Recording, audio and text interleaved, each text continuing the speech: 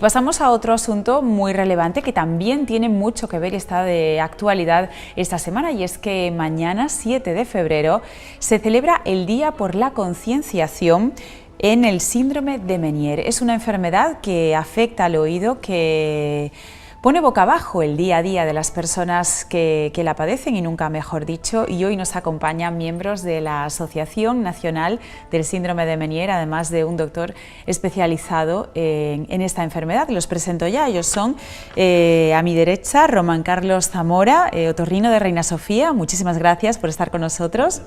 Juan Pedro Tarín, vicepresidente de la Asociación Española del Síndrome de Meniere, y Encarna León, enferma y además perteneciente a esta asociación aquí en Córdoba. Gracias a los tres por estar con nosotros, bienvenidos. Tenemos un ratito para hablar de esta enfermedad que, aunque muchos hayamos escuchado hablar de ella, todavía es una gran desconocida. ¿Cuáles son los síntomas, la clínica que presenta el síndrome de Meniere, doctor? Prácticamente está definido como un vértigo espontáneo recurrente que suele durar entre 20 minutos a una hora. Está asociado a un acúfeno. Un acúfeno es un ruido que lo percibe, digamos, el paciente y nadie más. Puede ser invalidante y normalmente durante las crisis se suele enfatizar. La hipoacusia suele ser fluctuante y se define también como en una audiometría como una caída en las frecuencias graves, ¿ya? Y normalmente sienten como un llenado dentro del oído y suelen ser más o menos vértigos recurrentes de 2-3 veces por semana, pero cada persona es un mundo, ¿ya? Llegar al diagnóstico es como algo de descarte, ¿ya? Porque va enseñando su cara pues poco a poco. Exactamente. ¿Cómo se diagnostica? Porque supongo que una persona llegará con los síntomas, pero ¿cuáles son las pruebas que se le hacen hasta que se da con la enfermedad? Sí, prácticamente la historia, siempre en todo vértigo, porque hay muchos tipos de vértigo, suelen ser, digamos, por pura historia. 80% de lo que dice el paciente es lo más importante. Entonces, pruebas como tal, o sea, para diagnosticarlo así, confirmándolo, solo a través de sacando el hueso y post-mortem se puede diagnosticar histológicamente. Si no, de lo contrario, nos basamos en lo que dice el paciente, y muchas pruebas paran siendo normales.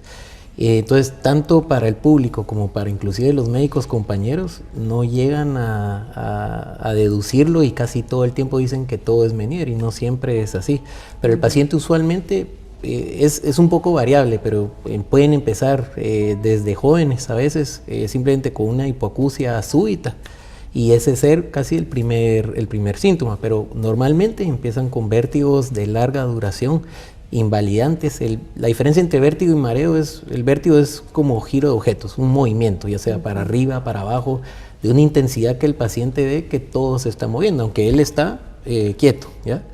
Y el mareo es como cuando uno se levanta rápidamente y siente que se va a desmayar. Entonces esa distinción es importante hacerla. Ellos tienen vértigos y en este caso suelen ser crónicos, pero tienen su tratamiento. ¿Dónde está? ¿Se sabe dónde está la naturaleza de esta enfermedad? Sí, digamos, la causa exacta del por qué no se sabe, pero se sabe que está situado en el oído interno. Nosotros dividimos oído externo, medio y el oído interno.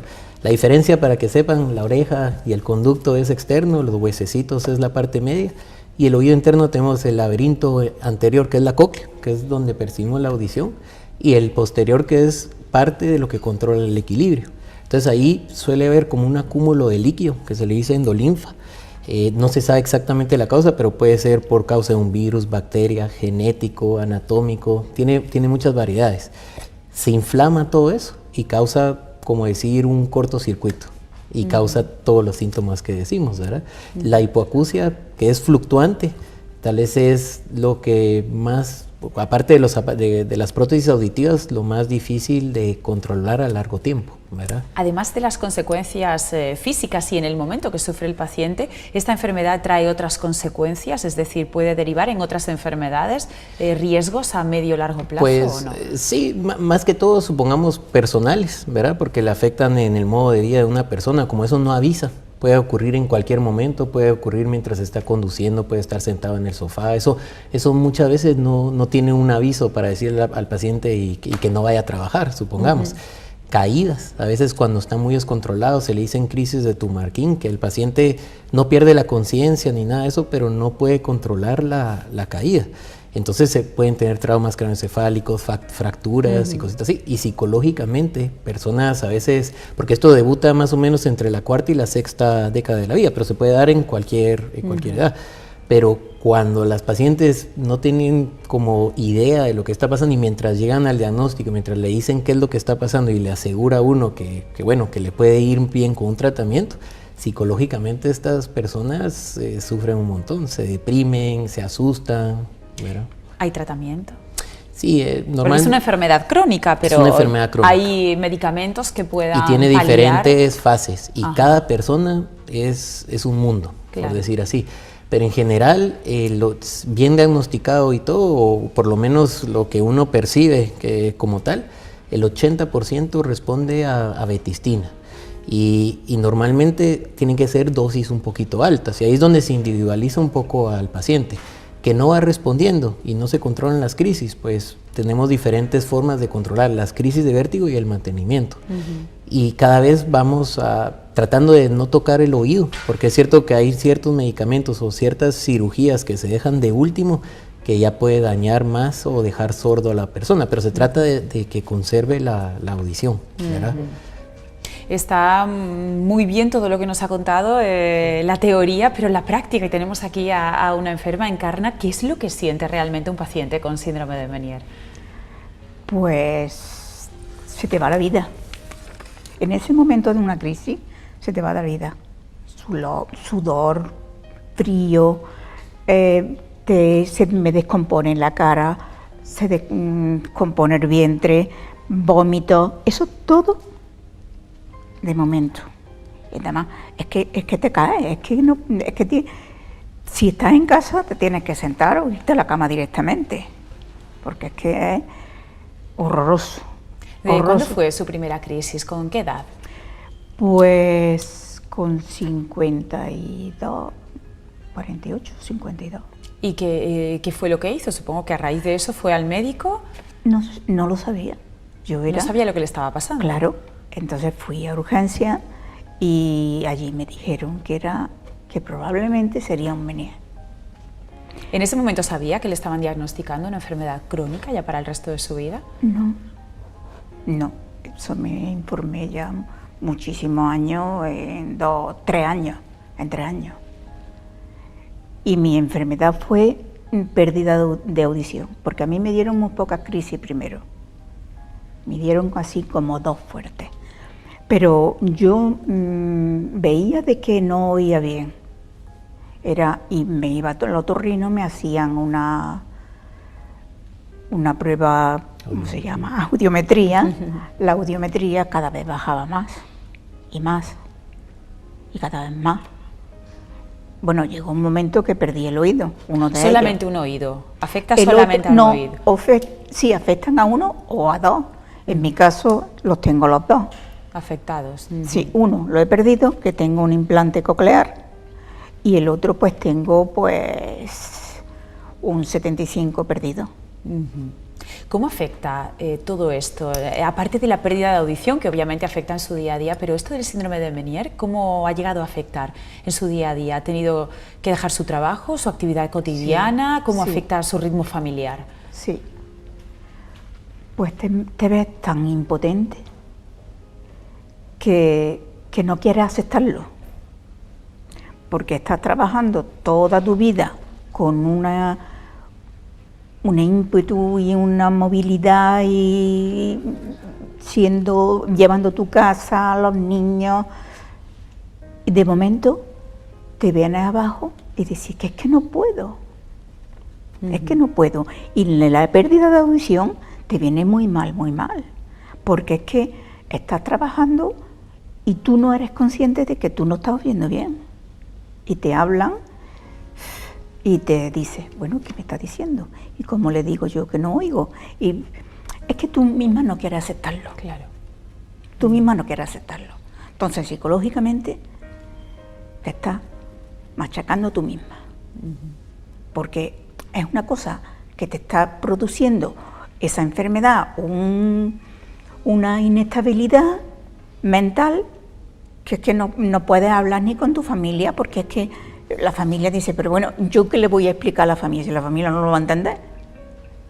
Porque nadie primero de su tengo que familia, entenderlo yo. Nadie de su familia padece síndrome de Meniere. No. No conocía la enfermedad ni nadie la ha padecido después de usted. ¿Se considera una persona enferma? Pues ahora mismo no.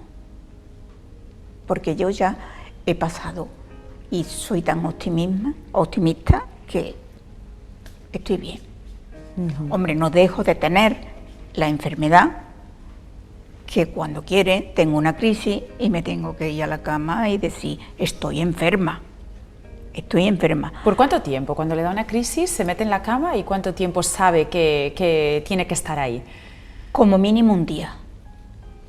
Se puede poner en 2, en 3, mínimo un día con la crisis fuerte. Luego se queda ahí como un poco aturdida, con poca movilidad, no girar mucho la cabeza, un poco con cuidado. Esto, si está trabajando, es pues una faena, pero para la vida cotidiana, si está planificando un viaje, que le ocurra esto en mitad de un viaje, es realmente un problema a lo mejor, sí, ¿no? Claro. Y esto no avisa. No. Cuando estás de viaje. Yo, de hecho, me ha pasado, he tenido que sentarme en el suelo y que se me pase. Qué horror, Juan Pedro. Y caerme. Claro. Como vicepresidente de esta asociación, que es nacional, tiene su sede en Córdoba, ¿cuántas personas en España están diagnosticadas de síndrome de Meniere? Pues los datos realmente son un poco contradictorios, porque cuando un paciente llega a una consulta con vértigo, el doctor Román lo sabe mejor que yo, era como un baúl desastre, ¿no? Donde se echaban muchos casos en Meniere, ¿no? Entonces existen muchísimos falsos positivos de Meniere, que precisamente ahora lo que se trata de eso, de discernir entre cuál es un positivo real de Meniere, un posible o un falso Meniere. Entonces, aproximadamente se habla de una prevalencia de 5 a 8 casos por cada 10.000 habitantes, lo que se está moviendo aproximadamente.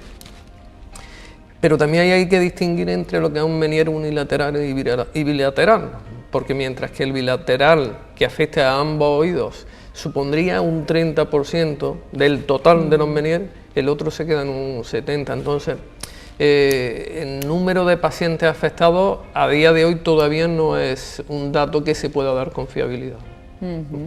Bueno, ¿cuál es el objetivo de esta asociación del síndrome de Meniere de España? Pues evidentemente, oyendo hablar a los dos, yo creo que ya más o menos te lo puedes imaginar.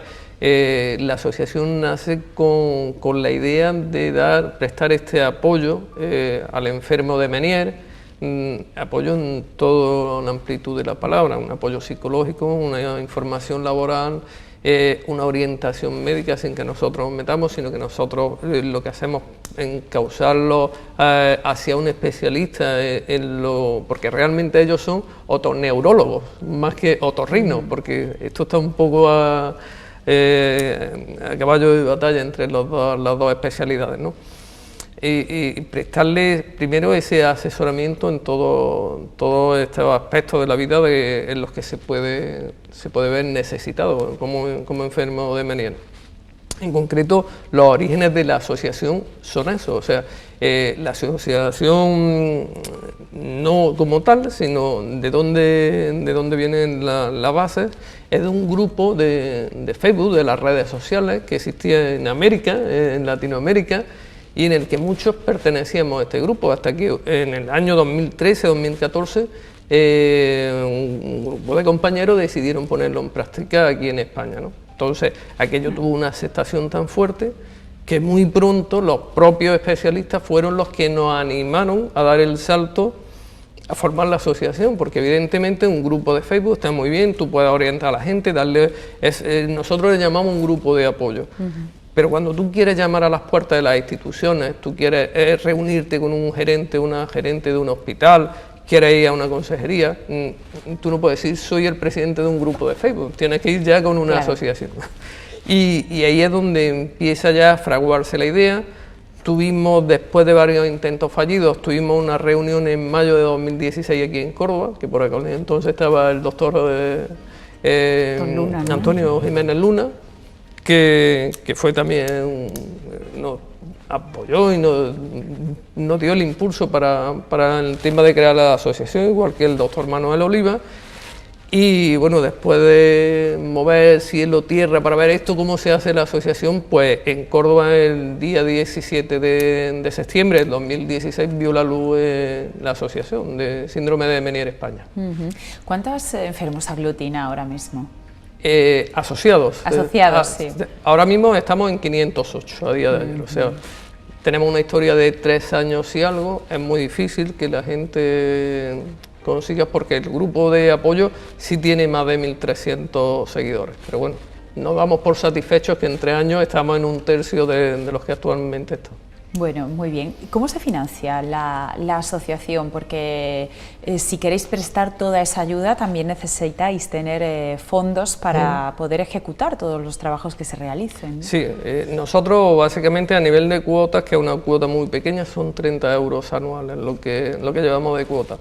Lo demás, pues todo lo que el poder de inventiva de nuestros socios, nosotros le llamamos sociocolaboradores, no nos dan. O sea, nosotros hacemos actividades de venta de camisetas, pulseras, libros, carreras, libros, por ejemplo, el caso, porque todos nuestros, digamos, los aportes económicos que recibimos, lo tenemos por estatutos que lo reinvertimos en la investigación, ¿no? Por ejemplo, el libro este de Vértigo, que lo sacamos en el 2018, es un libro no técnico, un libro de testimonio de enfermos de Meniere y de especialistas de Meniere, que sirve tanto para el enfermo, para ver que bueno, lo que a él le está pasando no es algo que sea de extraterrestre, nada de esto, sino que existe, y cómo poder afrontarlo, ¿no?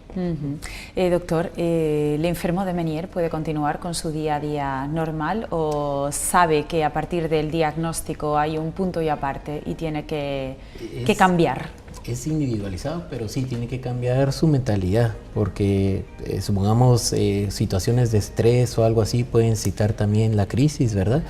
Y aparte de eso, una vez llega hacia nosotros, porque tanto como les digo, los compañeros y todos suelen dar medicaciones o cosas que no son o están mal diagnosticados, pero una vez se le asegura y se logra controlar, supongamos, pues va mejor, va un poquito mejor, pero nunca se le puede decir que se le va a quitar las crisis.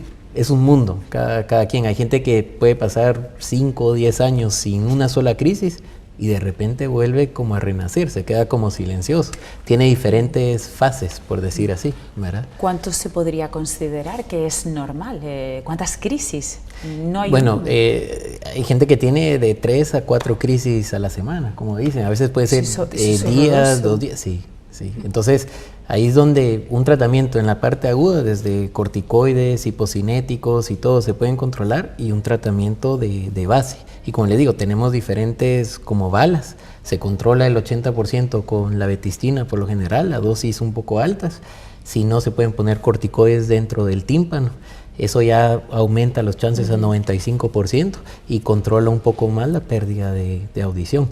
Las cirugías y otros medicamentos que destruyen el oído interno se tratan de dejar en casos que no se logren controlar, ¿verdad? Si se da el caso de un síndrome de Meniere unilateral, sí, el otro oído está completamente sano. Si se aparca el problema de este lado, en el otro... No necesariamente, va como individual, pero lo que dijo Juan Pedro, depende de la década, en lo que dé y otras circunstancias, puede llegar hasta a afectar en un 30% de los casos, de forma independiente, ¿verdad? Y obviamente ahí es más difícil, ¿verdad? Es un poquito más difícil, y como dicen, cuando uno escucha no lo toma, pero en general no poder escucharse se va aislando uno de la población. Es una defensa importante, como los ojos para localizar los sonidos, en fin, es importante. Tenemos la crisis de vértigo y la pérdida de audición, ¿verdad? Pero bueno, en general, por lo menos las crisis es lo que mejor podemos llegar a controlar, ¿verdad? ¿Esta enfermedad se puede prevenir de algún modo o no? Difícil, porque como todavía no sabemos exactamente la causa de la enfermedad, y como dijimos, puede ser desde viral, desde genético. En el caso de Juan Pedro, su mamá lo tiene, o sea, puede haber un claro patrón genético. En el caso de Encarna, por ejemplo, no. Claro, no hay nadie en porque su familia. eso, un virus, un simple resfriado, lo puede causar, o hasta una bacteria supongamos, algo anatómico, una variante anatómica también lo puede dar. O sea, no hay muchos factores que predisponen a eso. No hay una forma de decir, miren, hasta que no se estudie un poquito más y hay un tratamiento que lo cure, pero al día de hoy algo que lo cure y deje de dar, todavía no existe. ¿Cómo está la investigación en este campo? ¿En qué punto nos encontramos? Va cambiando un montón.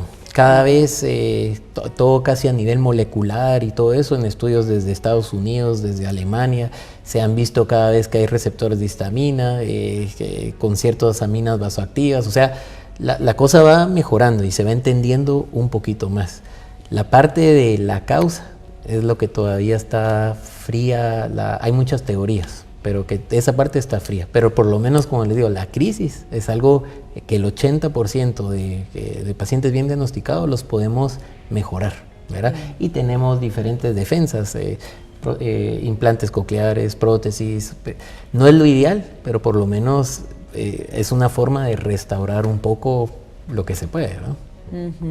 Bueno, pues que sirva esta entrevista como llamamiento a la sociedad, a todas las personas que padecen síndrome de Meniere, para que busquen apoyo en la asociación Síndrome de Meniere. Y bueno, cuéntenos muy brevemente dónde están, dónde pueden encontrarlos, en internet, redes sociales, cuéntenos todo para que puedan dar con ustedes. Básicamente nos pueden encontrar, estamos en todas las redes sociales, en Twitter, Facebook, Instagram, y sobre todo en nuestra página web, que ahí van a encontrar muchísima información para que se tranquilice. Hay una guía didáctica que van fabulosas, como la guía de recién diagnosticado, que la utilizan mucho los facultativos, porque viene explicado qué es lo que te ocurre, cómo va a evolucionar, qué posibles tratamientos tienes, pero digamos desde la sencillez del paciente, no desde...